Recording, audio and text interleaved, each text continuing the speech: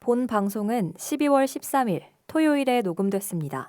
They said the Dodgers are ruining baseball.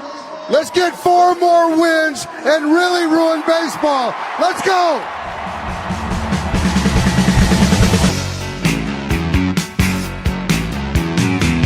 From the side bay to the valley, from the west side to the east side, everybody very happy, 'cause the sun is shining all the time. It's like another perfect day. I love LA. We love it. I love LA. We love it.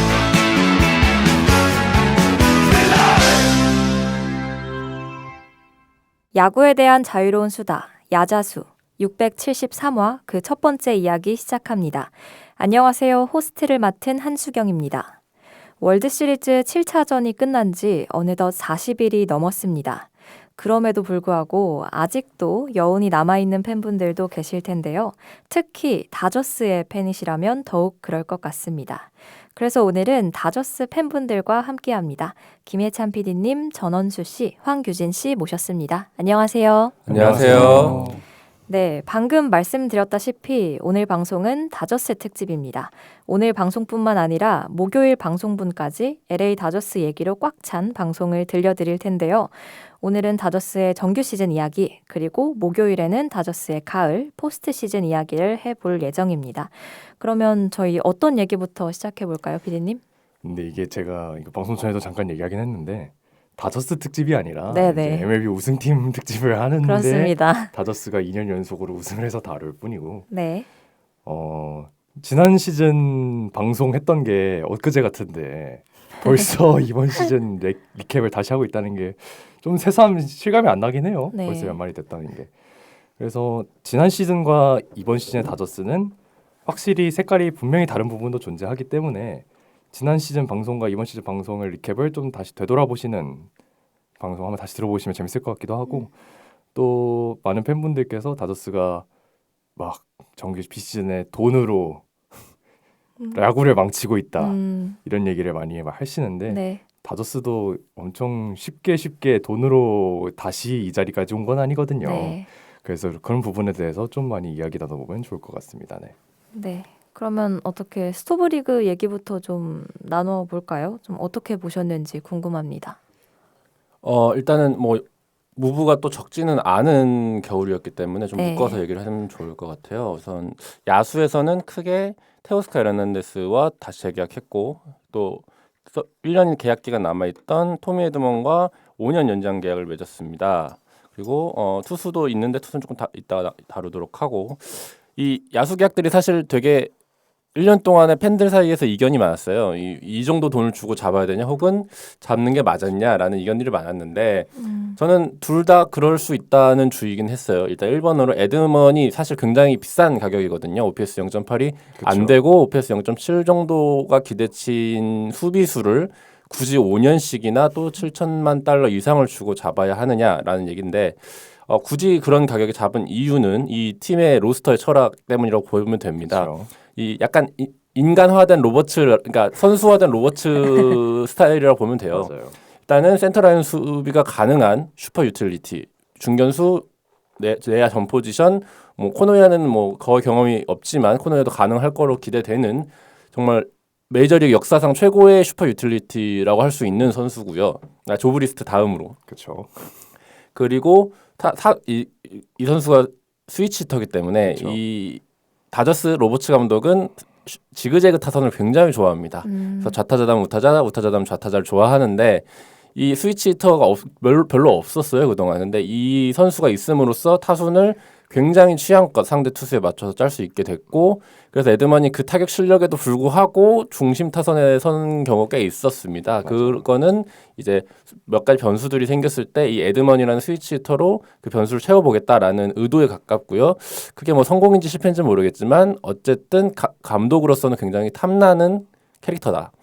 다음은 테오스카인데 테오스카는 뭐 가장 기본적으로 우타 코너 외야가 한 명은 있어야 됐다지만 그와 별개로 이제 거포 한 명이 필요했는데 후안 소토 영입전에서는 좀 진작에 밀려난 좀 느낌이 있었고요. 소토를 제외한 시장 매물 중에 돌아봐도 테오스카보다 좋은 매물이 딱히 없었어요. 없었죠. 예, 없었죠. 그렇기 때문에 그 의미에서는 최선이었다. 우리 그 콤포토 정도가 좀 예외인데 콤포토 자체도 저는 살 때는 살만했다. 조금 비싸긴 했는데 전 그 지금 돌이켜봐도 산 게 실패, 그러니까 후회는 안 해요. 그 당시 샀던 게. 그쵸. 지금 돌아가 보면은 이제 실패지만 그 당시 다시 되돌아가도 샀을 것 같아요. 근데 에드먼은 살짝 고점에 선 감이 없지는 않아요. 근데 일단은 우승팀이기 때문에 그리고 에드먼이 CS MVP였잖아요 그때. 그래서 그랬다고 샀던 것도 있고 말씀해 주셨지만 성향상 워낙 유틸리티를 한두 명씩 꼭 로스터에 두고 싶어 하잖아요. 브리드먼도 그렇고 로버츠도 그렇고. 그래서 산 것도 있었고 말씀해 주신 대로 리그 내에서 유틸리티로서는 최고급 자원이었던 게 에드먼이었던 건 사실이고 그리고 말씀드렸죠. 가을 뽕을 맞았으니까. 그렇죠. 그거는 이해하는 부분이고 테오스카는 저는 그 우타 빅벳이 다저스에 워낙 없었기 때문에 그 자원으로서의 역할도 많이 했지만 좀 현지 민심이 그쵸. 그죠. 테오스카가 재수 대성공 케이스기도 하고 그 우승하고 나서 막 울면서 나는 다저스의 우승을 위해서 이 도시의 우승을 다시 가져다 줬다. 나는 다시 여러분들의 꿈을 실현시켜 줬다. 다시 다저스로 돌아오고 싶다. 막 이야기를 하면서 퀄리파잉 오퍼를 차고 다시 나갔다가 들어온 거잖아요. 3년에 66. 그렇죠. 그래서 막 제가 지금도 기억난 게 다저스랑 당장 내일이라도 계약하고 싶다. 막 이런 얘기를 계속했던 게 기억이 나거든요.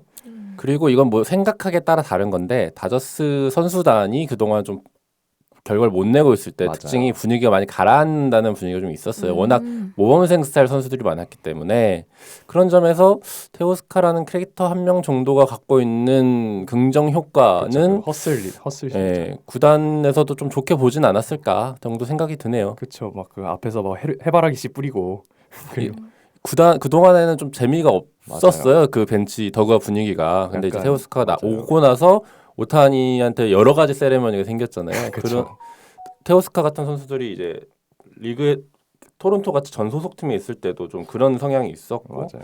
그런 점에서 괜찮았다. 맞아요. 그리고 뭐 첨부하자면 다저스 역사상 첫 번째 홈런더 위너기도 합니다. 테오스카는. 그렇죠. 그리고 이제 투수는 뭐 다른 계약자들 말씀해 주시겠지만 저 워커블러를 안 잡았잖아요. 그렇죠. 뭐 많은 분들이 포스트 시즌에서의 좋은 모습을 기억하시겠지만 솔직히 정규 시즌에서는 이별할 만했죠. 이별할 만했다고 생각을 하고 저는 퀄리파잉 오프를 안 날린 게 워커블러에 대한 구단의 최소한의 배려가 아니었을까라고 생각을 하긴 해요. 그게 어느 정도 얘기가 나왔죠. 실제로 $2,000만 정도 계약을 제시했는데 굳이 퀄리파잉 오퍼를 주지 않은 건 선수의 발목을 잡지 않겠다는 그렇죠. 의미였다고. 뭐 그 후로 보스턴에 갔다가 지금 필리스에 있죠. 좀 그 후로는 좀 안 풀리긴 했지만 다저스도 그렇고 워커블러도 그렇고 서로에게 최선의 선택을 했다라고 저는 생각을 해요. 그 당시에는.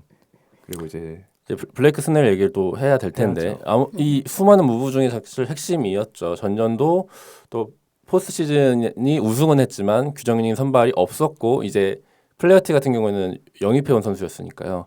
또 그 로테이션을 정말 말도 안 되는 수준으로 돌린 끝에 겨우 우승을 했던 상황이라 어떻게든 선발 영입은 필요했다. 그렇죠. 스넬이냐 프리드냐 번즈냐였는데 저는 번즈를 세울 줄 알았어요 사실. 전 프리드를 세울 줄 알았어요. 팀이 원하는 스타일은 프리드, 그러니까 팀의 정규 시즌이 워낙 박살나 있던 상황이기 맞아요. 때문에 프리드가 제일 프리드가 저는 번즈가 또 다저스를 오고 프리드도 그랬지만 맞아요. 다저스를 오고 싶어 했거든요. 그래서 번즈가 그래도 최대에 오고 막 엄청 비싸지 않다면야 사올만 하지 않나라고 생각을 했는데 거르고 결정한 거는 스넬이었다. 이제 스넬이 뭐 저는 다저스에 강하다든지 포스트 시즌에 성적이 좋았다든지를 고려했을 것 같지는 않고 의외로 피칭 내용이 템파베이 때보다 그리고 샌디에이고 때보다 점점 좋아지는 느낌이 있어서 점점 이제 포피치 투수에 가까워진 모습이 샌프란시스코 시절에 보였거든요. 그래서 부상이 있었음에도 불구하고 그런 피칭 내용의 차이를 좀 고려하고 영입했던 게 아닐까. 추가로 굉장히 계약을 빨리 했는데 이 스넬 계약 자체가 디퍼를 먹여놓고서 계약의 실가치는 줄여놨지만 그거를 이제 계약금을 비중을 크게 높여서 팀 선수의 이제 그 디메리트를 줄여준 거죠. 그러니까 월급을 일시납해준 연봉을 일시납해준 셈이기 때문에 이 선수 입장에서도 디퍼를 감수할 수 있는 아주 매력적인 계약 구조를 만들었다는 점에서 그걸 과연 프리드나 번즈 거절했을 거라고 생각하진 않는데 그런 점에서 스넬이 좀 매력을 느끼지 않았을까 스넬에. 네. 그리고 불펜 얘기를 좀 해보자면 또 불펜은 사실 기대 안 하셨을 것 같아요, 예찬 씨도. 솔직히 영입해서 놀랐어요. 저는 항상 제가 봐온 다저스는 진짜 젠슨급의 하이 퀄리파이드가 아니면 뭐 속된 말로 폐지 줍기 많이 했잖아요. 그렇죠. 찌질기. 근데 이렇게 큰 영입들을 했기 때문에 이 젠슨도 사실 저는 프랜차이즈니까 그쵸. 잡았을 거라고 생각을 그쵸. 해요. 그리고 젠슨도 그 당시에 디스카운트를 해줬거든요. 그쵸. 그 당시에 같이 FA가 된 저스틴 터너가 먼저 계약을 하고 젠슨의 결혼식에 가서 우리 같이 더 하자 해서 더 높은 오퍼가 있었음에도 불구하고 다저스에 남아줬는데 스캇 상태는 전혀 다른 상황이었고 완전 전년에 불펜이 그렇게 약하지도 않은 상황이었는데 샀다는 얘기를 딱 듣는 순간 아, 얘네가 돈이 너무 많구나. 주체가 안 되는구나가 딱 먼저 들더라고. 왜냐면은 말씀하신 것처럼 이거는 우리 사장의 취향이 아닌데. 그래서 왜 사지? 그러니까 돈이 너무 많구나. 이 세금 예산을 받았으면은 보도블록이라도 깔아야 되는데 그쵸. 어쩔 수 없다. 이 금으로 깐 거예요 보도블록. 멀쩡한 보도블록 그냥 바꿔주자 그쵸. 해서 바꾼 것 같다. 예치도 마찬가지인 것 같아요. 그렇죠. 처음에는 스캇을 딱 데려왔을 때 돈이 너무 많나? 라는 생각이 들었고 또 하나는 오타니 천적을 치워주려고 하나? 그렇죠. 그럴 수 그 있죠. 생각을 했죠. 그래서 저는 사실 불펜은 큰 돈 주고 찾지 말라 주긴 해요. 아까도 말씀드렸지만 근데 유일한 예외가 아까 말한 앱솔루트 클로저인데 전 스캇이 앱솔루트 클로저라고는 생각을 안 하긴 했어요. 근데 그래서 실제로 영입 당시에도 꽤 말이 많지 않았나요? 스캇은? 그렇죠. 데려왔을 때? 이 정도인가 했는데 또 시장에서 또 어쨌든 컵스가 비슷한 가격을 불렀었기 때문에 그 거기까지 올라간 것 같고 저는 이제 스캇 얘기를 하면서 또 하고 싶었던 얘기가 이제 스넬 아까 얘기 그대로 연장선상인데 스넬 샀을 때도 사실 얘네가 돈이 남아 도나? 라는 생각을 먼저 했거든요. 맞아. 근데 스캇을 딱 본 순간 스캇 계약이 딱 발표 나는 순간 이번 FA 저번 FA 포함해서 얘들이 어떤 성적이 나와도 돈값 얘기를 할 필요가 없겠구나. 얘네는 그냥 좀 극단적으로는 아니 방출해도 될 팀 상황인가 보다 싶을 딱 그냥 그 생각이 들더라고요. 그래서 그때부터는 저 1년 동안 선수들 돈값 얘기를 별로 안 한 것 같아요. 맞아. 애초에 근 몇 년 사이에 이제 몸값이 너무 저희가 알고 있던 예상 범주 내를 확 뛰어오르는 계약들이 너무 많아져가지고 그렇죠. 약간 패러다임이 바뀌는 시기가 아닌가라는 생각을 많이 해요. 그리고 스넬은 사실 자이언츠 영입 사과 때도 마지막까지 다저스가 영입 경쟁에 계속 붙어있던 선수였거든요. 그래서 그때 프리드먼 사장이 이거니까 수미상관 같은 이야기긴 한데 스넬을 영입하면서 이길 수 없으면 합류시켜라 라는 이야기를 했는데 이번에 이제 월드시리즈 방송에 다시 이야기하겠지만 스넬이랑 글래스나우가 우승하고 나서 이길 수 없으면 합류해라라는 말을 그대로 다시 했거든요. 그래서 스넬은 워낙 말씀해 주셨지만 사실 피치 퀄리티만 보면 리그 내에서 최정상급이잖아요. 삼진은 거의 30%를 넘게 가져가고 볼넷 비율은 10% 아래로 가져가고 뭐 피장타율, 피안타율, 삼진율 이런 건 다 리그에서 최정상급에 있는 선수니까 네. 다저스 입장에서는 막 그때 우스갯소리로 돌았던 얘기가 선발 2명씩 붙여가지고 그렇죠. 5게임을 돌린다. 1+1, 1+1 하자. 1+1 이렇게 한다는 얘기가 많았는데 그건 전 약간 다저스가 지난 시즌 그러니까 24시즌에 그 트라우마가 어느 정도 영향을 미치지 않나라고 생각을 해요. 저희가 그때 24시즌 돌아봤을 때 글래스나우는 뭐 커리어 하이입니다. 134이닝을 던졌는데 그게 커하긴 한데 아무튼 부상으로 시즌아웃이 됐었고 그 다음에 야마모토도 부상으로 거의 20경기가 나왔었고 개빈 스톤은 규정이 채웠나요? 시즌아웃이 누웠죠. 그리고 컷쇼 메이가 합쳐서 16경기인가 나왔었고 바비 밀러는 완전 깨졌고 시엔도 작년에 한 경기도 못 나왔었고 워커블러도 부진했었고 또 막 그래서 팩스턴 이런 선수들이 막 던져줬잖아요. 선발을 7, 8명을 막 모아놨어도 그러니까. 다 사라져가지고 그래서 아예 퀄리티 높은 선수들을 여러 명 영입해서 선발진을 구축하자라는 계산을 세웠던 것 같긴 한데 시즌 초에도 말씀드렸지만 돌이켜봤을 땐 결국 적중을 했다. 다저스 영입. 근데 그거는 시즌 초에도 많은 분들이 말씀해 주셨지만 진짜 다저스 프랜차이즈이기 때문에 가능한 전략이라고 저는 개인적으로 생각을 해요. 그래서 뭐 이번 시즌 또 다음 보강이 어떻게 될지 모르겠지만 스넬의 영입은 필수 불가결을 했고 저는 개인적으로는 프리드 파긴 했어요. 왜냐면 웨스트레이크 하이가 있잖아요. 그 지올리도 플레어티 프리드 막 계속 우리 다저스 너무 좋아한다. LA의 소년들. 그 얘기가 있었지만 그리고 실제로 프리드 핏이 좀 더 맞기도 했었고 제 생각에는. 그렇죠. 스넬을 데려왔을 때 결과론적으로 딱 다저스에 필요했던 자완 선발로서의 역할을 톡톡히 해줬다. 그리고 이제 잔잔바리 영입들로 좀 넘어가자면 콤포터는 저희가 아까 얘기했으니까 뭐 외야 한 자리를 결국은 채웠어야 됐는데 그 남은 매물 중에 그나마 나왔던 게 콤포터였어요. 지금 그때 봤을 때 막 그때 테오스카 산탄데르 둘 중에 하나 테오스카 골랐던 거고 이제 남은 이제 잔잔바리 매물 중에 콤포터를 샌프란시스코도 그렇고 매치에서의 모습을 보고 데려왔지만 이제 나중에 뒤에 말하게 결과적으로 안 좋았던 거고 이게 결과적으로 잉여 자원이라 생각할 수 있는데 파이스가 계산이 아예 안 서 있던 그쵸. 시즌 개막 상황이었으니까 외야 자원이 한 장은 더 있어야 된다 그 생각을 했을 것 같아요. 그 결과 뭐 안 좋았지만 다행히 파이스가 이제 터져줬으니까. 그 콤포터한테 기대했던 성적을 파이스가 그쵸, 내주면서 파이스가 됐죠. 어쨌든 외야는 막았다. 그렇죠. 그래서 그 고민이 이제 26 시즌 스토브까지 온 거고 이제 김혜성 선수 아무래도 저희가 한국인이니까 그쵸, 김혜성 선수 언급을 얘기를 합시다. 안 할 수가 없을 것 같아요. 네. 일단 3+2년에 2,200만 달러잖아요. 솔직히 다저스 입장에서는 약간 뎁스 플레이어라고 봐야죠. 솔직히 말씀드리면 이제 올해에 기대했던 건 2루 유격수 그리고 중견수로서 유틸리티로서의 모습을 기대했을 텐데 시즌의 결과적으로 놓고 봤을 때는 일단 중견수는 안 되는 것 같아요. 아직은 뭐 나중에 모르겠습니다만 그리고 타격은 시즌 초에 일단 쌓아놓은 게 많아가지고 그러니까 우리 모두가 예상했던 것보다는 꽤 성공적인 첫 시즌이었다라고 말할 수 있을 것 같아요. 김현 선수를 놓고 봤을 때. 저는 첫 해 아예 못 올라올 거라고 생각했어요. 저도 그냥 코멧에서만 계속 있을 줄 알았거든요. 그냥 일단 기대치 자체가 너무 낮았고 그렇죠. 팀 상황이 과연 자리가 날까도 있었고 말씀하신 수비에서도 과연 이 선수가 자익 경험이 있지만 팀이 원하는 만큼의 유틸리티로서의 첫 해의 자리를 잡겠는가라는 게 있었어요. 그런 부분에 사실 결국 못 채워줬다고 보긴 조금 어려운데 그럼에도 첫 해에 올라왔다는 거에 이면이 저는 지금 성적보다 훨씬 낮았어도 그래도 성공했다. 왜냐면 저는 진짜 극단적으로 아까 말씀드렸지만 돈값이 의미가 없는 팀이기 때문에 3+2거든요. 이 플러스 2가 굉장히 싸요. 그렇죠. 그래서 저는 이 3년 차에만 자리를 잡을 수 있으면 이 계약은 절대 실패할 수 없는 계약이다. 왜냐면은 앞에 두 개 그냥 싹 자르고 뒤에 3년으로 해서 계약을 짜도 그렇게 손해가 아닌 계약 구조거든요. 그쵸. 그렇기 때문에 그냥 뭐 마이너스 구르든 말든 니네 알아서 해라. 오면 좋고 근데 올라왔네. 그리고 로스터 들었네. 포스트 시즌에서 이거 보고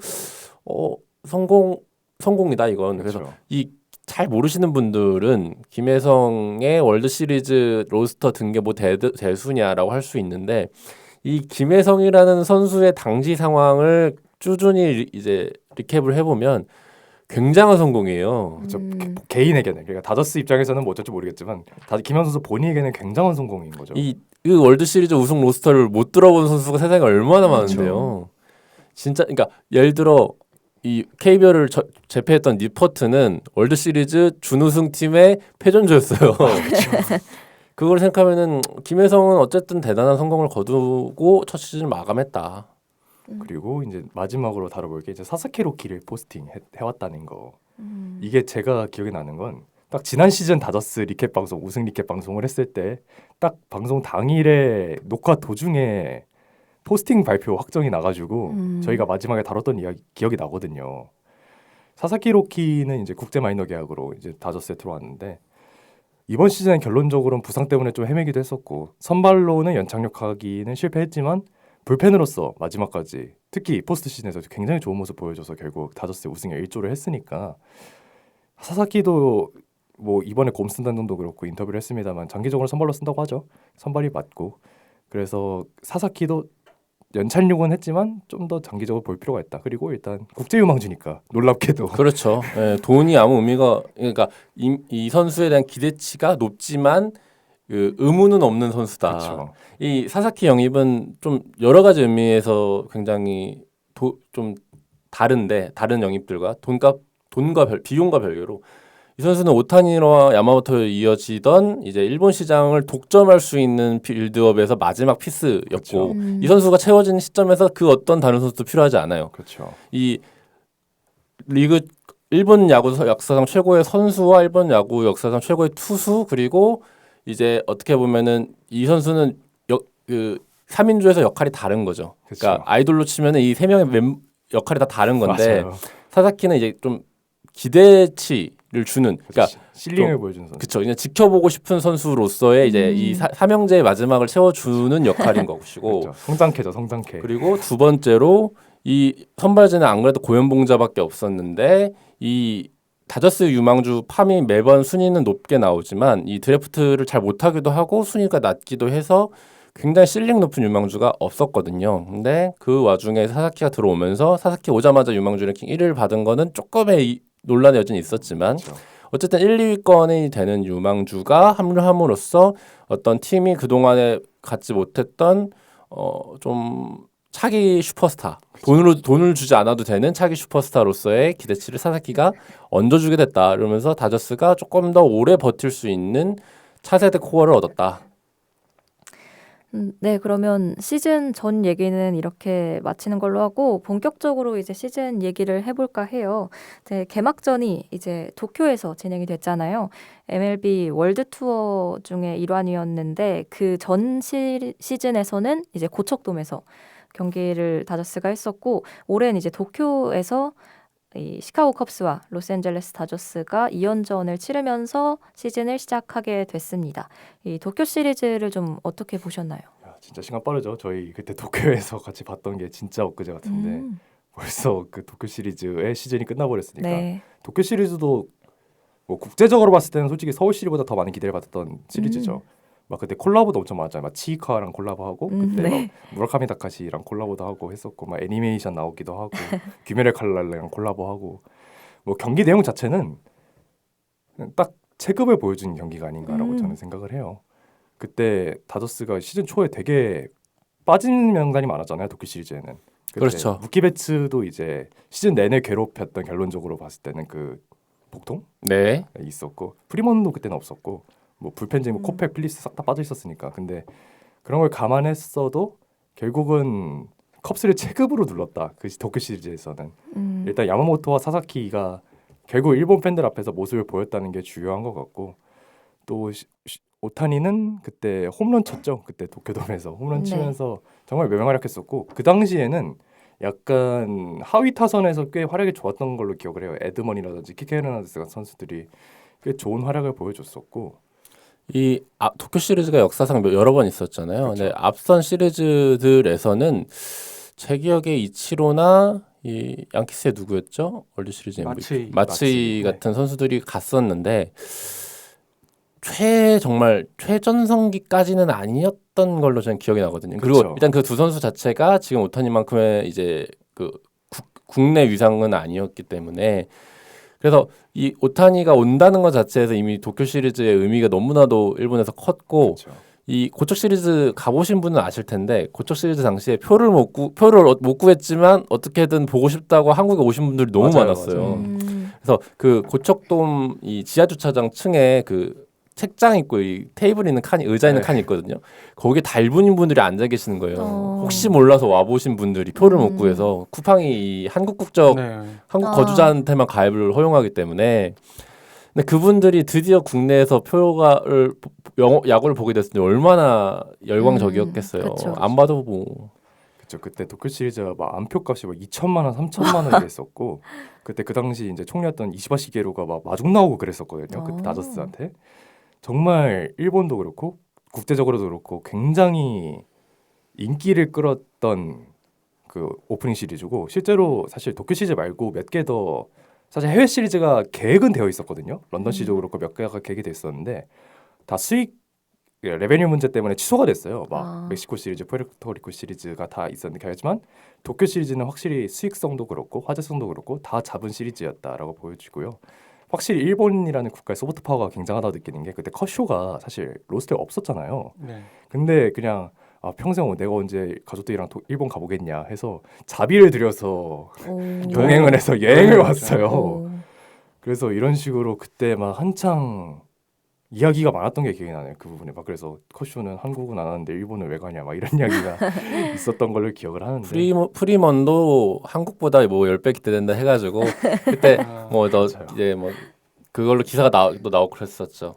이제 도쿄 시리즈 저는 기억나는 게 사사키가 1회부터 100마일을 꽂는 거 보고 맞아요.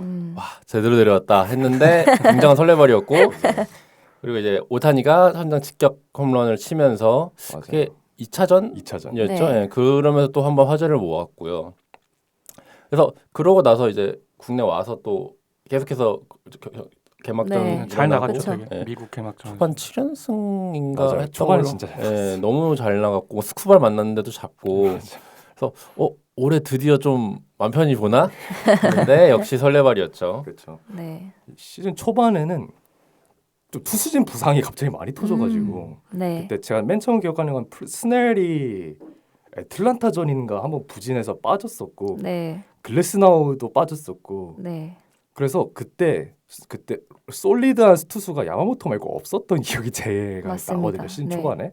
그래서 막 그때 캐스페리우스 막 이런 식으로 올려다 쓰고 막 그랬던 기억이 있는데 그래서 제가 이제 처음에 막 기억나는 건 메이랑 사사키만 있던 시절이 있었던 것 같아요. 물론 야마모토가 있었으니까 야마모토, 메이, 사사키로 로테이션을 굴리는 시기가 있었거든요. 맞아. 곤솔린 넣었다가 안 되고 결국에 캐스페리우스 돌리고 이 선발들이 너무 없으니까 게다가 작년에 다쳤던 스톤도 못 돌아오고 쉬한도 조금 늦게 늦게 왔어요. 합류했죠. 그리고 로테이션이 안 돌아갈 때 좀 타선발을 좀 버텼나? 타선발을 많이 봤는데 타선도 그 당시에 이제 나중에는 좀 변화가 있습니다만 하위 타선은 그때도 부진했어요. 그때 이제 먼시 로하스, 반스 테일러 이렇게 하위 타선을 구성을 원씨가 했었는데 그 어레베트 썼다가 망해가지고 그렇죠. 오레베트 쓰고 안경 쓰기 전 진짜 그래서 저는 솔직히 그 당시 시즌 초 원시 보고 야 얘는 내년엔 재량 못 하겠는데 그렇죠. 이 생각까지 했는데 그리고 콤포토가 진짜 시즌 초부터 말도 안 되게 부진해가지고 그때 OPS가 점 4인가 점 5인가 막 그러고 네. 근데 초반에 그나마 좀 잘해준 선수가 뭐 오타니 배츠 프리먼은 뭐 그때 막 부상 오타니 말고는 다 부상 부진이었으니까 근데 파에스 파에스가 초반에 조금 고생을 했어요. 맞아요. 그래서 처음에는 그러니까 파에스가 이 마이너리그 때 인터뷰도 찾아보면은 저스틴 터너를 롤모델로 한다. 그러니까 터너가 좀 존을 좁혀서 치면서 공을 띄우는 스타일이었는데 좀 나름대로 이제 조금 생산력 있는 타자가 되고 싶어서 지가 머리를 그쵸. 굴려봤는데 이게 현실이랑 다른 거야. 안 된대요. 그래서 공을 자꾸 기다려 보니까 삼진만 당하더라고요. 그래서 그렇죠. 이 초반에 적응기가 굉장히 좀 안 좋았는데 어느 순간 올라왔다. 근데 올라온 게 이 테오스카 에르난데스의 조언 덕분이다. 머리 굴리지 마라. 보이면 쳐라. 테오스카가 그런 타입인데 실제로 파에스가 그렇게 타입을 바꾸고 나서 홈런과 장타가 굉장히 급증했다. 그리고 한 가지 더 얘기하자면 그때 불펜진도 솔직히 좀 안 좋았던 기억이 저한테는 있거든요. 시즌 초에 코펙이랑 후타리는 아예 부상으로 빠져 있었고 반다도 작년에 되게 잘했는데 부진했었잖아요. 그렇죠. 근데 그때 시즌 초부터 하이브를 받아서 등장한 불펜이 잭 드라이어. 그렇죠. 그렇죠. 잭 드라이어가 진짜 다저스 좌완 불펜의 이번 시즌 핵심이라고 봐도 과언이 아니에요. 스캇보다는 훨씬 잘했었고 당연히. 그리고 반다라든지 베시아랑 드라이어가 사실상 이번 시즌 다저스의 불펜에 축이 되지 않았나. 저는 이 생각은 솔직히 이번 시즌 전까지 부끄럽지만 드라이어가 누군지 잘 몰랐거든요. 이름만 알고, 잠깐 네. 나왔고, 그러니까 이런 애가 이때 좀 특이한 이력이었거든요. 그러니까 공이 빠르지도 않은데 다저스가 굳이 40인 로스트에 넣었다더라. 그래서 그렇죠. 얘가 뭔데 했는데 이제 설명은 약간 베시아처럼 좀 수직 무브먼트가 좋은 좌완이란다. 베시아가 서비스 타임이 끝나가니까 바꿔려고 하는 건가라는 그렇죠. 생각 정도. 딱 그 정도였는데 너무 준수한 모습을 보여줬었고 그리고 필립스가 그때 잠깐 부상해서 복귀해서 잠깐 던졌던 기억이 있는데 근데 또 크지 않았죠. 예, 왔다 갔다 하다가 결국에 시즌 아웃이 됐던 걸로 그래서 기억합니다. 정말 3월에서 한 4월, 5월까지 시즌 초에 다저스는 일단 막 그때 매츠랑 내셔널리그 승률 1, 2위를 다투는 팀이었긴 했지만 약간 쌓아놓은 걸로 버틴 느낌? 약간 나중에 포스트 시즌, 월드 시즌이랑 거의 결이 비슷한데 선수들 자체는 좀 부진한 선수들이 많았는데 뭔가 쌓아놓은 체급과 그 구단의 저력으로 약간 버틴 느낌? 그 위치까지 좀 그랬던 느낌이 많이 나요 시즌 초반에는. 네. 이게 꾸준히 잘하는 선수는 사실 뭐 오타니 빼면 별로 없고 그쵸.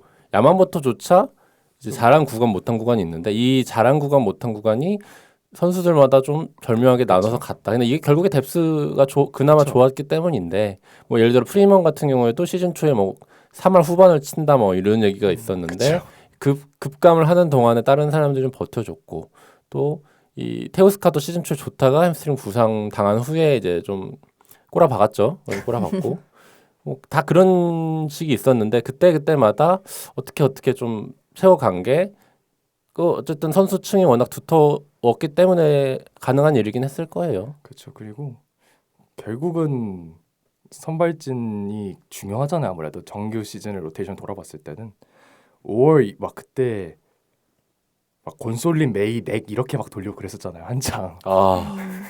그때 5월인가요? 5월, 6월 이때쯤이겠던 것 같은데, 그쯤일 전반기. 거예요. 그 네. 오타니 오기 전에. 네, 오타니가 투수 막 계속 나 한 다다음 주쯤에는 한번 투수 불펜 등판할 수 있을 것 같은데 계속 얘기만 하고 막 그래서 그때 한창 오타니 그 사이클이 내리막으로 박을 때 오타니가 타자 훈련은 안 하고 투수 훈련만 해서 그렇다던데 막 한창 그래서 현지 민심이 흉흉해질 때가 잠깐 있었거든요. 왜냐면 그때가 다저스 선발진이 글래스나우 부상, 스넬 부상, 야마모토 부진 네.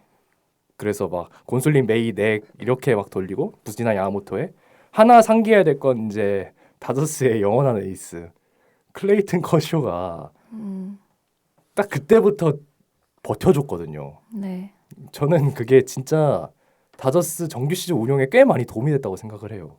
그때 커쇼가 그 5월, 6월 정말 그 짤 있잖아요. 우리 식당 영업합니다. 다 무너졌는데. 다 네. 무너졌는데 영업하는 딱 그 느낌 때 커쇼가 버텨줬다는 게 그나마 좋은 퀄리티로 버텨줬다는 게 좀 감동이었죠. 다저스 팬으로서는. 네. 그러면은 저는 한 가지 궁금했던 게 지금 오타니 얘기도 계속 해주셨는데 제가 MLB를 보기 시작했을 때는 오타니가 그냥 계속 잘하고 있었거든요. 근데 말씀해주셨다시피 6월부터 이제 투수로 등판을 하고 했었는데 그럼 투수로서의 오타니는 좀 처음부터 괜찮았나요? 괜찮게 보셨나요? 일단은 걱정을 사실 많이 했죠. 그렇죠. 두 번째 토미존 수술이었고 당장 역시 두 번째 토미존 수술했던 워커빌러가 전년도에 굉장히 안 좋았고 이 같은 해에 토미존을 복귀한 이제 애틀랜타의 스트라이더라든지 또 마이애미의 알칸타라 같은 경우가 초반 페이스가 굉장히 안 좋았거든요. 그래서 이거 오타니는 게다가 이도류를 해야 되는데 올 수 있을까? 제대로 올까 했는데 구단이 그 복귀마저 굉장히 늦췄어요. 원래는 도쿄 시리즈 복귀를 당연히 할 줄 알았는데 네. 생각해봐요. 도쿄 팬들 앞에서 오타니가 그렇죠. 투수로 복귀한다 치면은 이거는 비즈니스적으로 어마어마한 가치인데 그렇죠. 안 한다 그러고 계속 미뤘어. 이게 작년에 어깨 탈구가 있어서 그 때문에 조금 미룬 것도 있는데 계속 미루면서 이제 또 오타니가 타자를 하기 때문에 보통 투수는 마이너 가서 재활 피칭을 해야 되지만 오타니는 하지 않고 그렇죠. 이 상황에서 계속 늦추면서 불펜 피칭하다가 중단한대 또 좀 있다가 한대 하다가 이 정말 한없는 기다림 끝에 뭐 후반기에 온다 이 얘기가 맞아요. 있었고 근데 6월이었 네, 건데? 6월부터 등판하기 시작했습니다. 이 갑자기 야 오타니 내일 나온다 이런 거예요 감독이 그래가지고 지가 나가겠다 이래서 그러면은 몇 이닝을 하나 했는데 1이닝부터 해서 결과적으로 이 성적이 굉장히 좋게 나왔고요. 평균 자책점도 2점대에 주목할 게 FIP가 1점대였다는 거는 투구 내용이 굉장히 좋았다. 그리고 이 투구 폼도 좀 바꿔 와서 이 예전엔 좀 뻣뻣하게 상체를 들고 던지는 폼이었는데 지금은 상체를 좀 굽고 이 상체 뒤에서 앞으로 이동하는 동작을 더해서 이 공에 조금 힘을 실는 구조로 바꿔놨는데 그래서인지 모르겠지만 사실 수술 2번 하면 보통 구속이 떨어져야 되는데 오타니는 평균 구속이 올랐어요. 그래서 예년보다 거의 2마일 가까이 오른 상태로 복귀를 했고 구단이 가장 잘한 거는 이 아까 말한 1이닝부터 스타트를 원래 대부분의 복귀 투수들도 이닝 제한을 하는데 다저스는 정말 심각할 정도로 꽉꽉 조여서 이닝 제한을 해서 1이닝 뭐 3이닝 뭐 이런 식으로 늘려놔서 5이닝을 던진 게 거의 시즌 말. 압박이지. 예. 6이닝 채운 것도 시즌 거의 끝. 네. 그러니까 어떻게든 얘는 다치면 안 된다라는 정말 전력을 다해서 구단이 관리를 했고 오타니도 얘 2번 다쳐보니까 이제 좀 오바는 안 하더라. 그렇죠. 본인도 말했잖아요. 나 한 번 더 다치면 투수 안 한다 얘기했잖아요. 그렇죠. 그러니까 공도 빨라졌는데 이 오타니가 에인저스 막판에 조금 생각보다 못했던 이유가 2022년에 스위퍼로 재미를 너무 많이 봐서 그렇죠. 2023년에 스위퍼 비중을 너무 높이다가 좀 이 스위퍼가 통탈을 당했거든요. 그렇죠. 근데 올해는 커브 또 싱커. 그리고 잠깐만 나 왜 생각이 안 나냐? 스플리터를 좀 줄였는데 맞아요. 대신에 슬라이더를 같이 던지면서 커터도 넣고 맞아요. 네. 오타니가 포심, 슬라이더, 커브, 싱커를 많이 던졌고요. 이번 시즌에 스위퍼랑 스플리터랑 커터 비율을 낮췄어요. 구종이 7개인가 네, 8개가 맞아요. 잡히는데 찍히는 게 와. 그렇게 나와요. 근데 이제 오타니가 제구가 좋은 투수는 아닌데 그 제구도 예년보다 많이 좋아졌고 그쵸. 구종까지 다양해지면서 이 생긴 것만 보면은 진짜 소위 말하는 돌대가리 피칭을 할 것 같은 캐릭터인데 굉장히 구종 배합이 스마트하다. 그렇죠. 그리고 일단 부상 전보다 포심이 확실히 더 좋아져가지고 그렇죠. 일단 회전수 자체도 눈에 띄게 좋고요. 그리고 스위퍼랑 슬라이더 그러니까 좀 다른 계열이죠 메이저리그에서는 말씀드렸다시피 스위퍼가 이제 부상 복귀 전에 오타니를 보면 약간 몰리는 감이 있었잖아요. 그렇죠. 그게 홈런을 많이 맞았어요. 오타니의 스위퍼는 그때 메이저리그 보는 분들도 다 아시겠. 그때 에인저스 시절에는 들어가면 삼진이고 안 들어가면 홈런이란 말이 있었거든요. 그래서 뭐 타자로서의 오타니는 저희도 그렇고 청취자도 다 아니까 굳이 말씀 안 드리겠습니다만 오타니의 투수로서 이번 시즌도 꽤 위력적인 선수였다. 왜냐하면 오타니의 피칭 퀄리티야 말할 것도 없고요. 뭐 이번 시즌 이제 돌아오는 26시즌을 봐야겠지만 이닝 소화력 자체도 어느 정도 좀 조정을 통해서 검증이 됐다. 그래서 오타니도 마지막에 막 5이닝 던지고 나서 울고 그랬잖아요. 그렇죠. 그때 투수로서 자아가 그렇죠. 너무 세서 그러니까 오타니는 뭐 이제 다 아시겠지만 본인은 투수도 좋아하거든요. 네. 그래서 막 솔직히 타자로 못할 때는 별 감흥이 없어요. 오타니 본인도. 근데 투수로 못하면 너무 속상해요. 에고가 확 상하는 게 눈에 보여요. 네. 팬들도. 그래서 막 5이닝 치고 나서 나 드디어 다시 투수 돌아왔다. 그래서 막 눈물도 흘리고 확실히 그리고 에인절스 시절에 뭐 요즘은 에인절스에 대한 휴양이가 많이 나오고 있습니다만 그때 부상 관리가 제대로 안 된 감도 있어서 에인절스 막판에는 네. 그래서 좀 다저스에서 좀 체계적인 관리를 받고 나서는 좀 더 투수로서도 좋은 모습을 보여주고 있고요.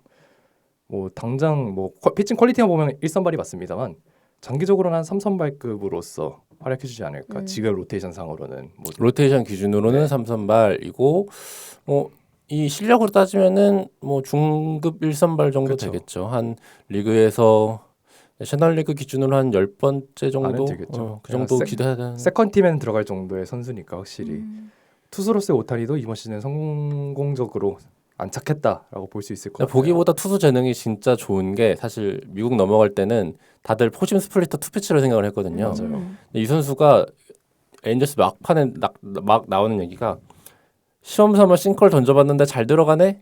라고 실제로 인터뷰를 할 정도로 손재주가 있는 선수고 이 선수가 올해 유독 유일하게 고전한 게 스플리터 구사였어요. 원래 주무기였는데 이 팔각도가 낮아지면서 맞아요. 스플리터가 원래 위에서 아래로 던져야 되기 때문에 팔각도가 높아야 되거든요. 근데 팔각도가 낮아지면서 스플리터가 마음대로 안 들어갔는데 그 부분도 포스트 시즌 가면서 좀 적응을 해가는 과정이라 아마 내년도 기대할 만한 투수지 않을까. 부상 복귀 시즌인데도 포심 구속이 98마일 평균 구속 98마일까지 나왔으니까 기대가 네. 많이 되죠.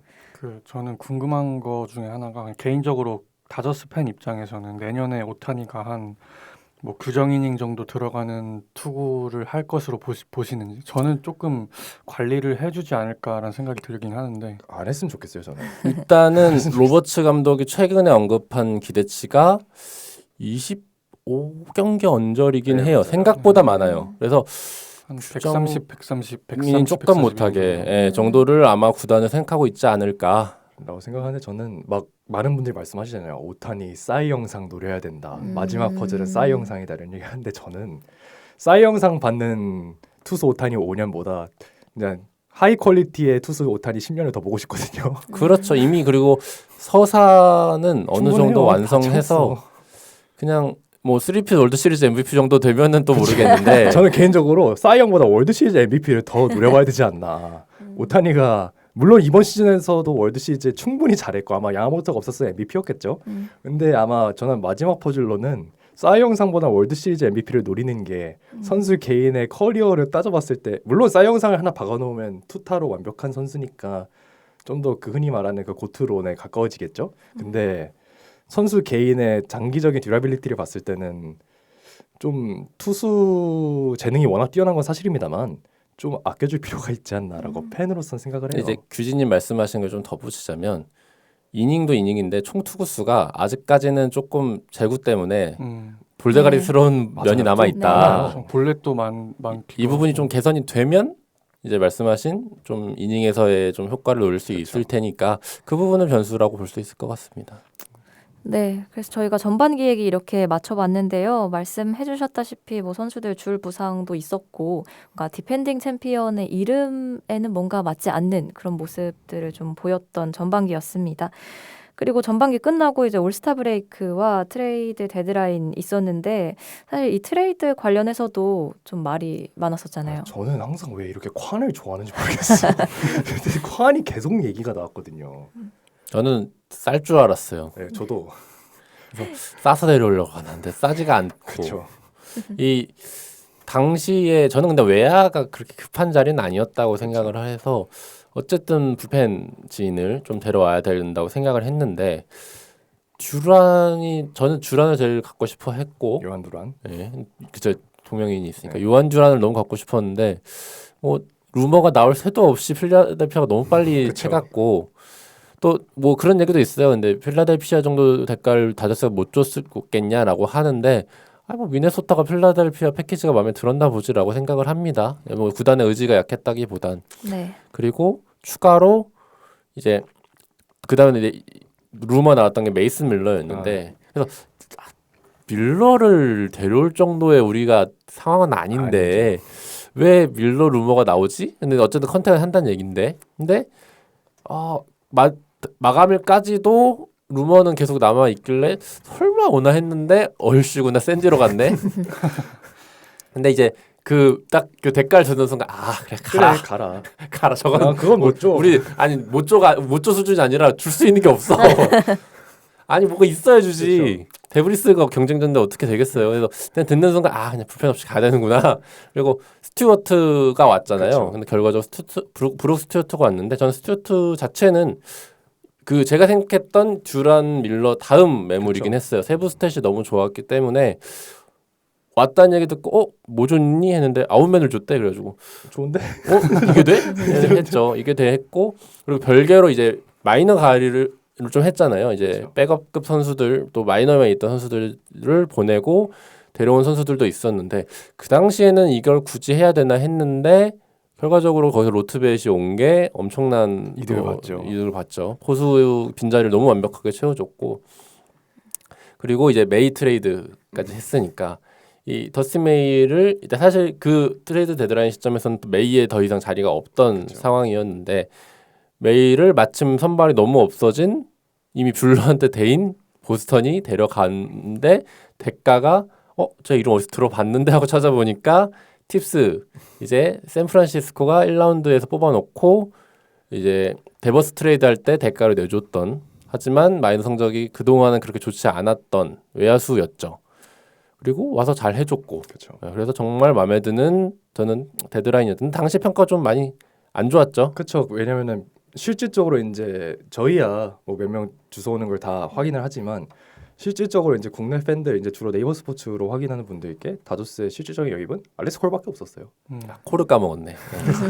알렉스 콜밖에 없었기 때문에 많은 분들은 야 다저스 너네 우승하기 싫어? 너네 왜냐면 그때도 전반기 1위에 가깝긴 한데 좀 아슬아슬한 1위였거든요. 컨텐딩 팀이라고 보기에는 좀 왜냐면 일반적인 컨텐딩 팀이라고 하면은 정말 메이슨 밀러라든지 아니면 아까 말씀해주신 여러 선수들을 빅사이닝 하나 딱 데려와서 마지막 피스를 맞추는 그런 영입이 일반적인데 그때 프리드먼 사장이 인터뷰했잖아요. 우리는 우리 전력이 너무 만족한다.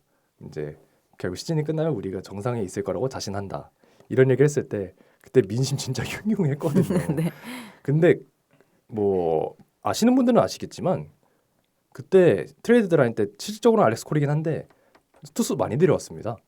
근데 우레나 막 이런 우레나 트리비노 그때 막 루트리비노. 알레시스 디아스 또 윌 클라인도 그때 데려왔어요.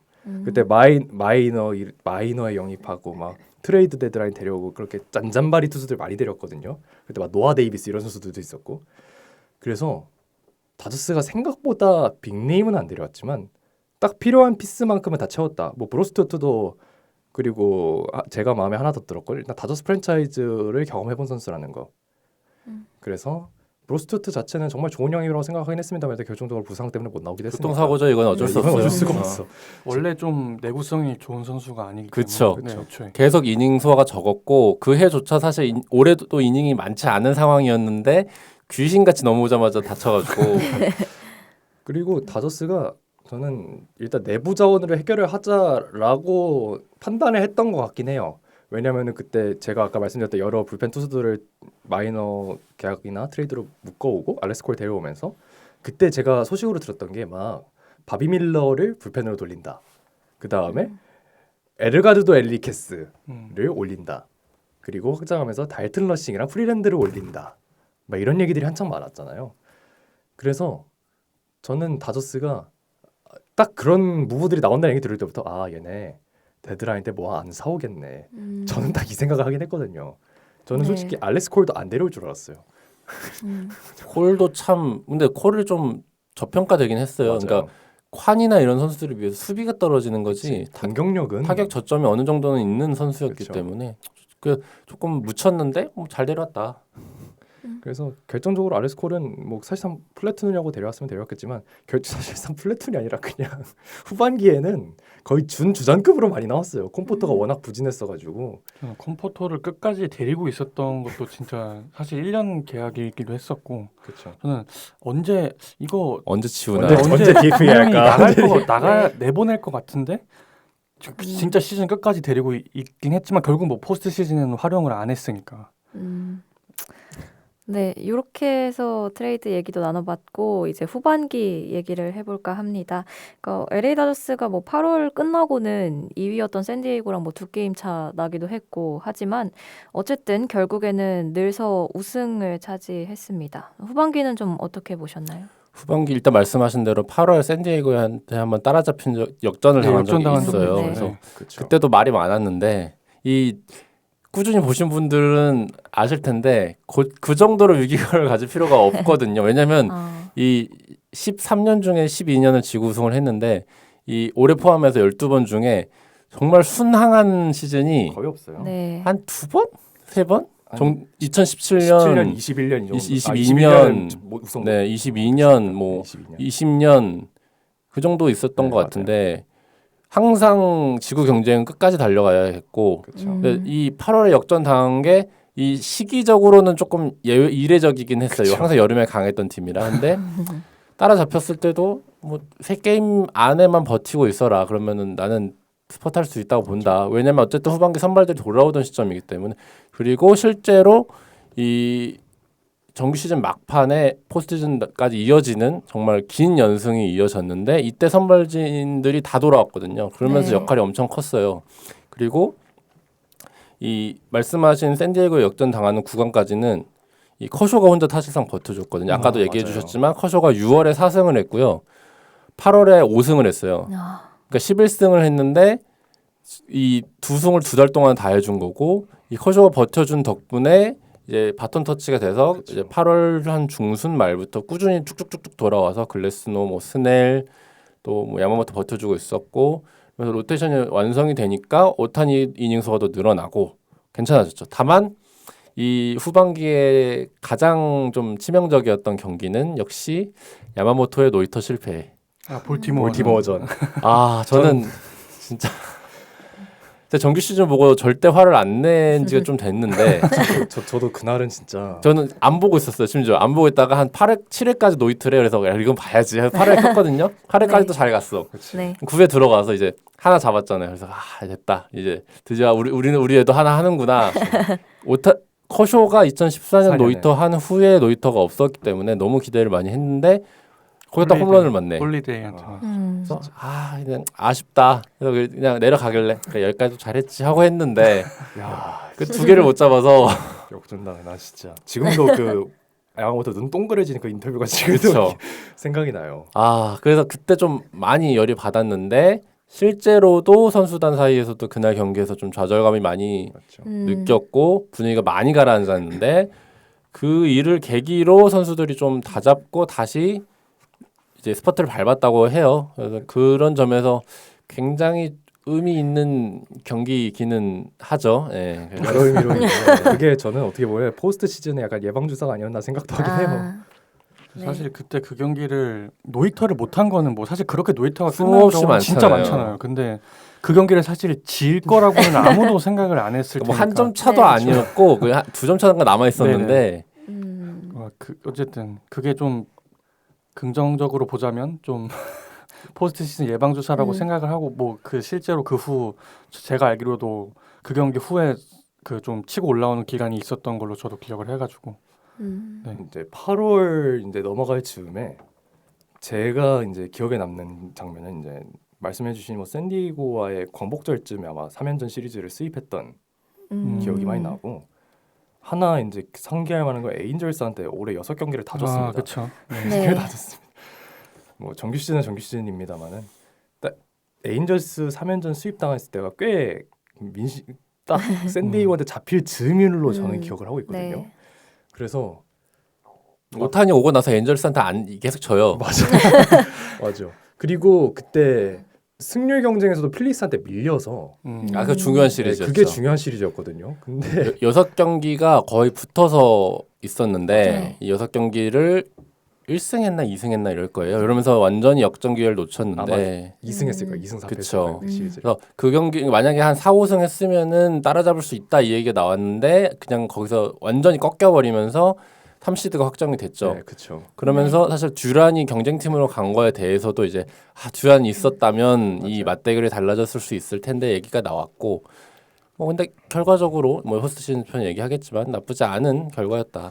그렇죠. 그리고 이제 시즌 막판에 오타니가 꾸준히 항상 잘해줬었고 네. 프리먼이 시즌 막판부터 잘해주기 시작했거든요. 8월부터 네. 9월 그쯤까지 잘해줬었고 저희가 시즌 아까 초반에 잠깐 말했지만 맥스먼 씨가 이제 안경 쓰고 어레베트 버린 이후로 잘해줬어요.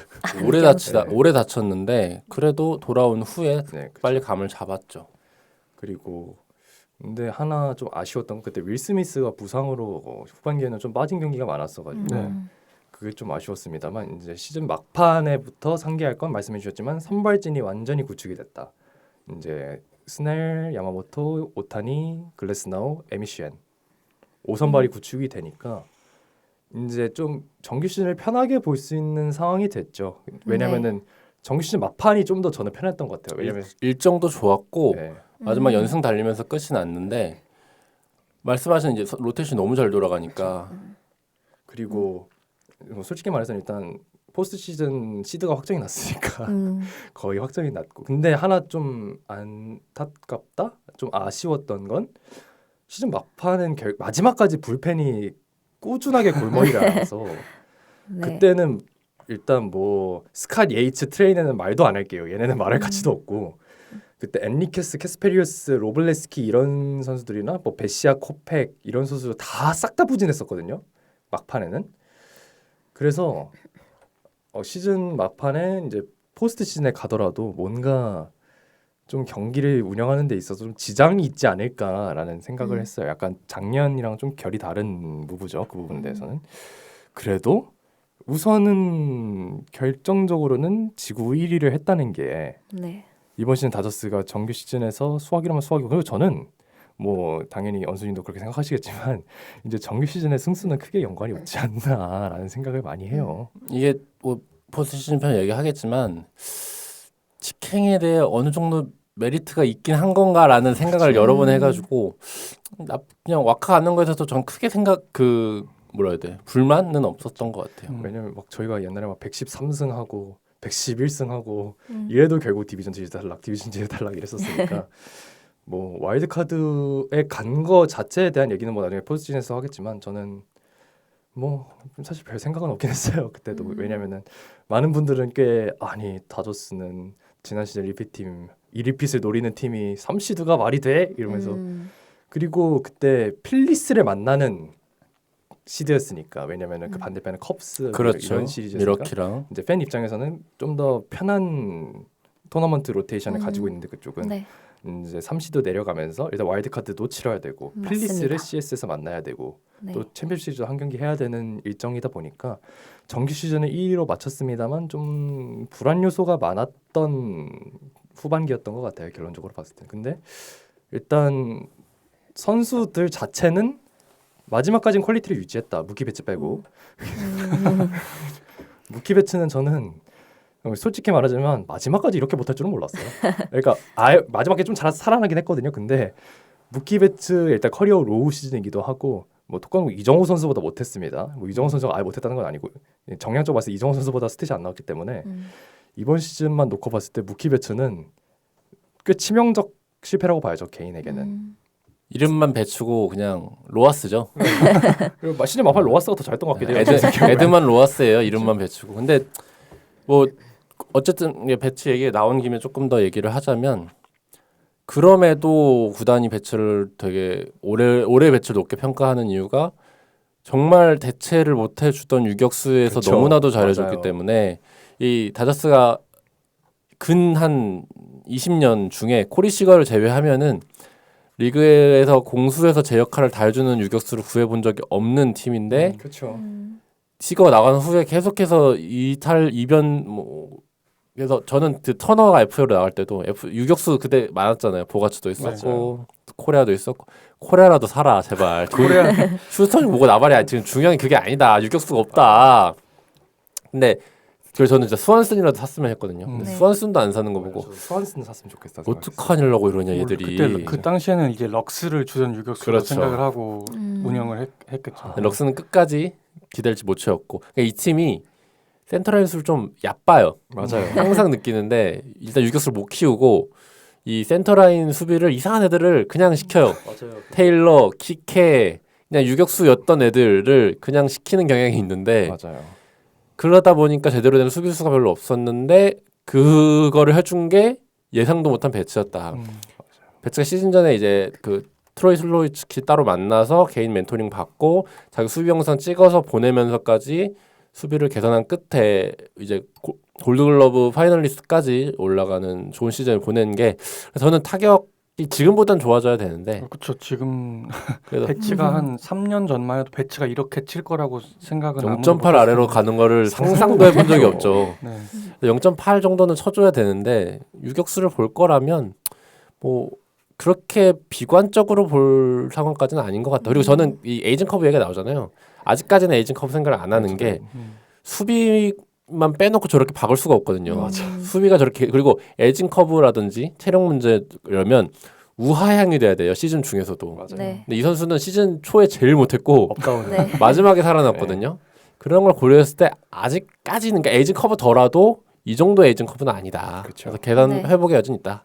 그렇죠. 그리고 뭐 말씀해 주셨지만 다저스가 유격수 문제는 옛날에 막 그래서 막 라미레스 했고 막 롤린스 주서고 그랬어요. 옛날에 막 키스톤 그때 막 브라이언 도저 막 데려오고 유현진 다저스 갈 때 생각해 보면은 진짜 무슨 2할 2푼 치는 유격수들 한 세 맞아요. 명이서 돌아가면서 썼거든요. 닉푼토 이런 애들 있잖아요. 마크 앨리스 이런 선수들이 막 2루 유격 돌아오면서 봤거든요.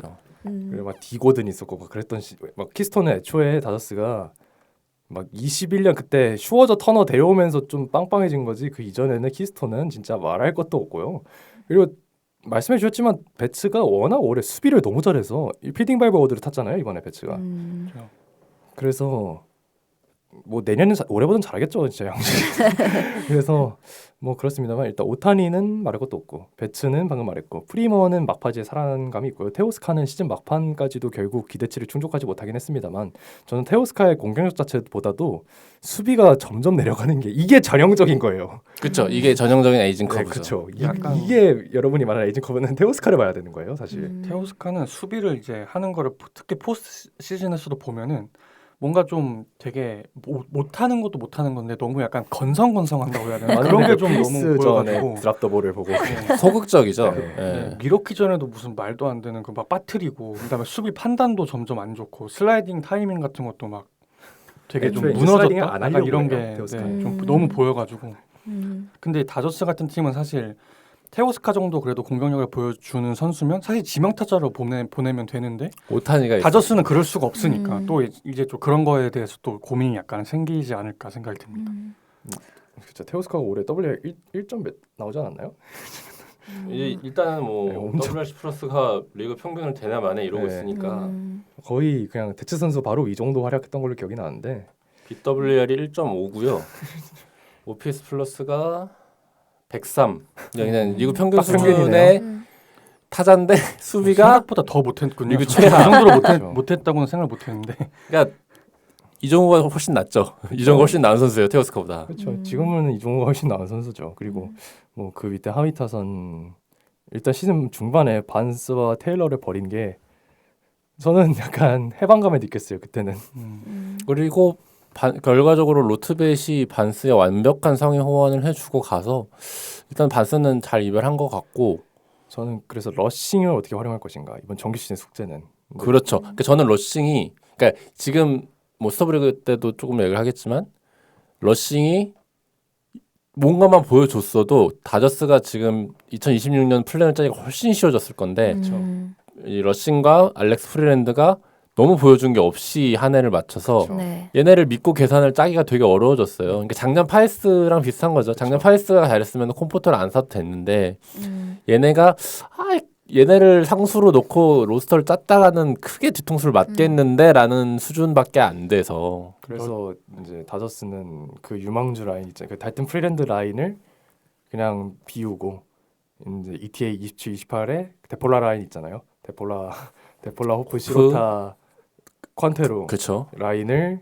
살릴 것이냐 아니면은 지금 러싱이나 프리랜드 라인에서도 일단 레귤러로 올려쓸 것이냐를 원래는 올해 결정했어야 됐거든요. 뭐 러싱을 좌익수로 쓰든 아니면 확실히 포수 뭐 다저스 프랜차이즈 요즘 인터뷰 나오는 거 보면 포수 2옵션으로 쓰려는 것 같긴 해요. 아직은. 그리고 1루 준비를 시킨다고 했는데 이게 요새 나오는 프리먼 인터뷰랑 좀 맥락이 닿아요. 프리먼이 이 양반이 평생 그런 말을 안 하던 양반인데 계속 어디 아프대요. 그러니까 이제 쉴 때가 된 거야. 그래서 162경기 원래 이분은 이분이 있는 팀 항상 이게 애틀랜타 팀 문화였대요. 맞아요. 지명 타자는 쉬러 가는 곳이 아니다. 음. 그러니까 물론 그 당시에 지명 타자가 없었지만 이제 162경기는 웬만하면 다 뛰어야 되고 맞아요. 정말 부상자로 나오지 않는 이상 뛰어야 된다. 그래서 이게 다저스만 해도 프리먼이 오기 전까지 지명타자 쉬는 곳이라고 생각했는데 먼씨 그러잖아요. 프리먼이 오자마자 이제 아무도 말을 꺼낼 수가 없게 됐다. 그래서 그런 양반이었는데 이제 안 되겠다. 맞아. 나도 작년에도 발목 다치고 갈비뼈 다치고 올해도 뭐 여기저기 다 다치니까 이 양반 요새는 인터뷰하면 어디 아프다 어디 아팠다 나 여기 좀 해야 된다 이 얘기 나오는 거 보니까 내년부터는 프리먼이 좀 경기 수를 줄이고 맞아요. 러싱이 1루 백업을 하면서 포수 백업도 하는 그런 시스템 짜지 않을까 싶어요. 근데 탐망주의 기용법이라기엔 좀 아쉽긴 하죠. 달튼 러싱이 기대한 만큼의 달튼 러싱 같은 선수를 사실 포수 2옵션으로 쓰는 팀은 없죠. 네, 사실 없죠. 없을 것 네. 같은데. 그러니까 이 애틀랜타 시절에 동생 콘트라레스가 사실 약간 이 상황에 있다가 이제 빠져나간 세인트 거잖아요. 빠져나가니까 확 터지잖아요. 네, 네. 터지니까. 그러니까 이게 딜레마인 거예요. 사실 그 당시 동콘의 기대치에 사실 러싱 크게 밀리지 않는데도 이 다저스 입장에서도 뭔가를 보여줘야 비싸게 파는데 지금 보여줄 수 있는 상황이 아닌 것이고. 올 시즌에 러싱이 삼진을 너무 많이 당해가지고 그렇죠. 저도 이거 준비하면서 찾아보고 왔는데 삼진율이 너무 높더라고요. 맞아. 그래서 타석에서 너무 기록했어요. 네. 그리고 장타를 그렇다 보여준 네. 것도 아니고 이 스미스가 빠져 있는 구간이 원래대로라면 러싱의 이제 독부대가 됐어야 되는데 네. 러싱도 그때 좀 안 좋고 이래 구성도 당하고 뭐 안 좋아서서 결국에 로트베한테 그 오디션을 그냥 뺏겨 버린 거예요. 위럽 로왕이 돼버려가지고. 올해 내년에 어떻게든 보여줘야 이제 러싱 입장에서도 뭐 하다못해 8년 나가더라도 그렇죠. 뭔가 좀 기회를 받을 수 있으니까. 네, 이렇게 참 다사다난했던 정규 시즌이었던 것 같은데요. 그러면 뭐 짧게나마 좀 정규 시즌 총평을 해보자면 어떻게 될까요? 저는 제가 저번 방송 그 말씀하신 작년 리캡 방송 때 어떻게 말했는지 기억이 안 나는데 저는 리핏을 크게 기대하지 않았어요. 네. 그러니까 애초에 그러니까 스넬을 사올 때 전까지만 해도 구단이 굳이 무리할 필요가 있나? 왜냐하면 다들 아시겠지만 리핏이 나온 적이 너무 오래 전이고 이 와일드 카드 체제에서 한 번 우승하기도 힘든데 2년 연속은 더더욱 힘들다. 네.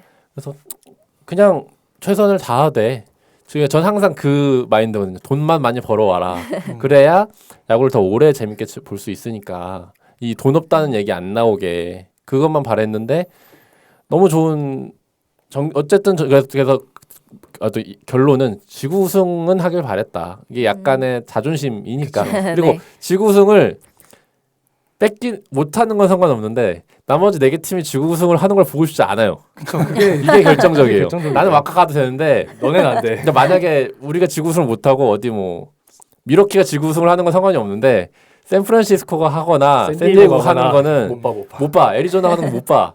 그런 의미에서 지구 우승을 하길 바랬는데 다행히 그 목표를 이뤘기 때문에 저는 정규 시즌 끝날 때 괜찮은 한 해였다. 그렇게 떠올렸던 것 같아요. 저도 진짜 지구 우승을 했다는 것 자체로 일단 만족을 하고요. 뭐 정규 시즌 승수라든지 뭐 이런저런 업다운은 일단 지구 우승을 해서 묻을 수 있는 거였고 결국에는 다저스는 포스트 시즌에 집중하는 팀이니까 못할 수도 있겠다 생각하신 시점이 있어요?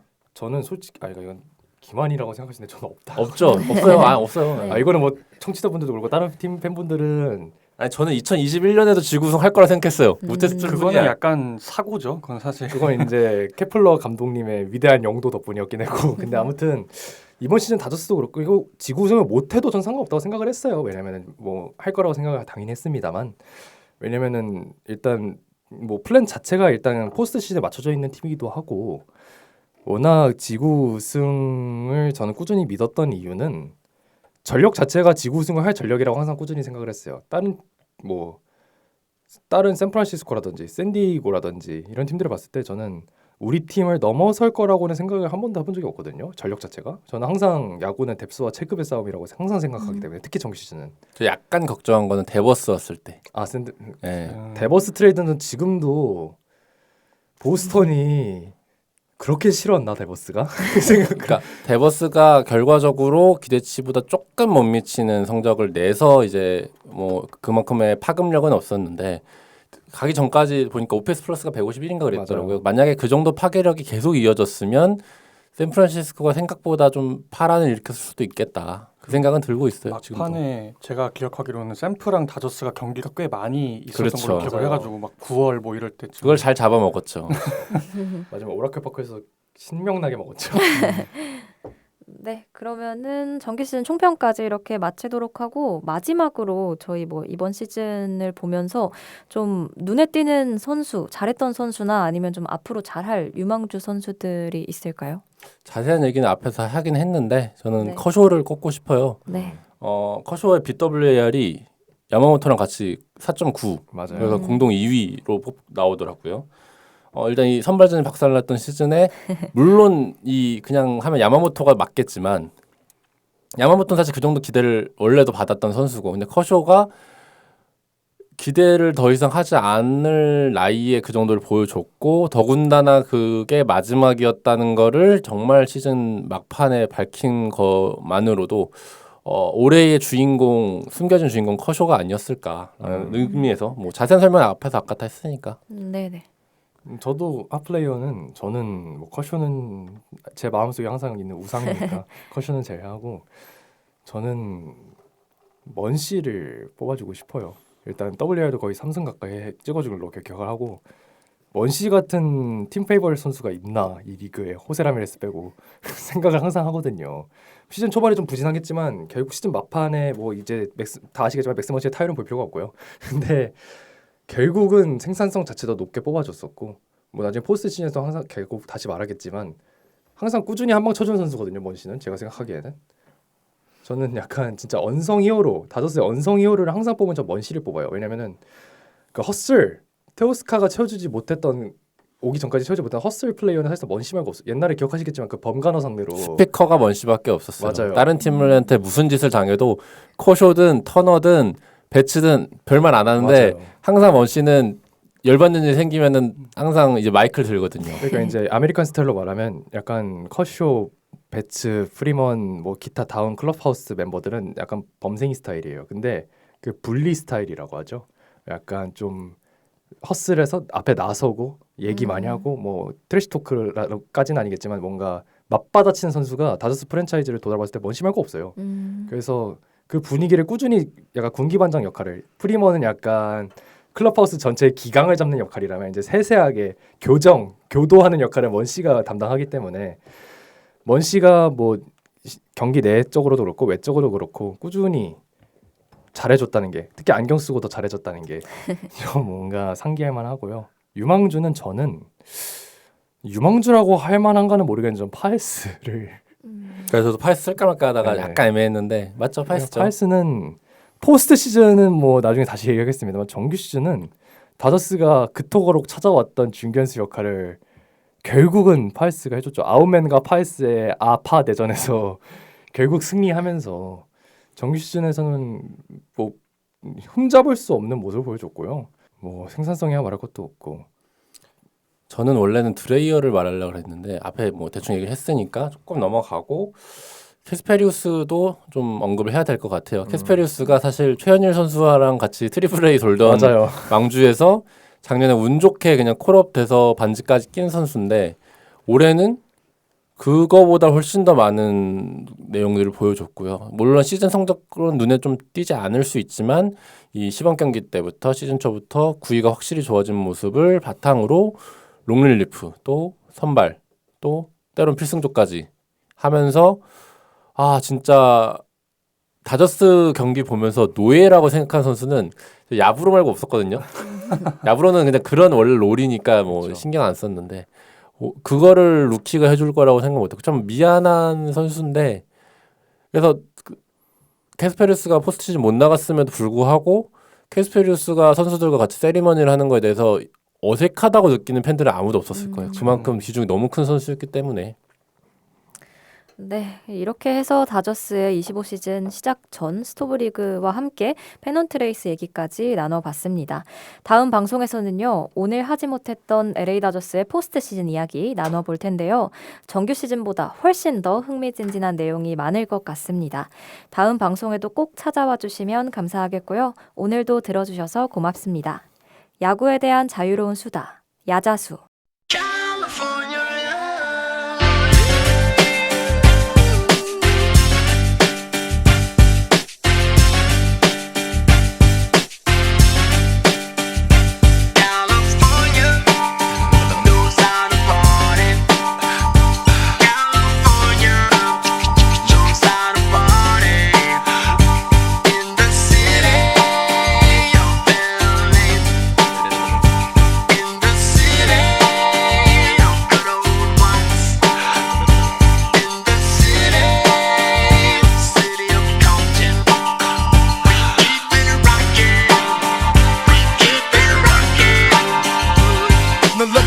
Everybody to the Wild Wild West, a state that's untouchable like Elliot Ness. The track hits your eardrum like a slug to your chest. Back a vest for your Jimmy in the city of sex. We in that sunshine state where the bomb ass him be. The state where you never find a dance floor empty and pimp speed. On a mission for them greens, lean, mean, money making machines serving fiends. I've been in the game for 10 years making rap tunes.